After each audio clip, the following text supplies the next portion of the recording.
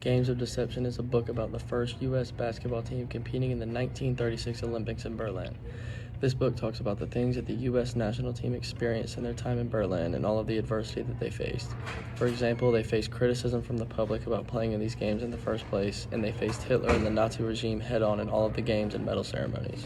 The first article, Nazi Olympics, focuses on the games in Berlin themselves. The article states that Hitler set these games in Berlin to try and give the Germans an advantage and show the strength of the regime itself.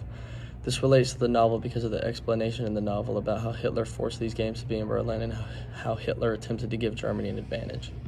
The second article is about Joe Fortenberry. This article focuses on the captain and lead scorer of the U.S. national basketball team. The article talks about Joe Fortenberry's life and goes in depth about his experience in Berlin. This article relates to the book by giving an example of the first-hand experience of Joe Fortenberry and the things he saw and adversity he faced in Berlin during the 1936 Berlin Olympic Games.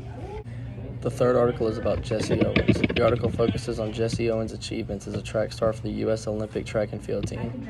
The article talks about Jesse Owens' achievements and also the racism and adversity he faced from the Nazi regime and his opinion on the games themselves.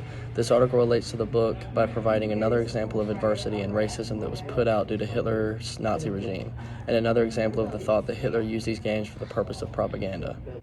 I would recommend this book for readers who are interested in sports and the history of the Holocaust and the lengths Hitler went to spread his message, because this book goes in depth about both things and gives first-hand experience on what these athletes faced at this time.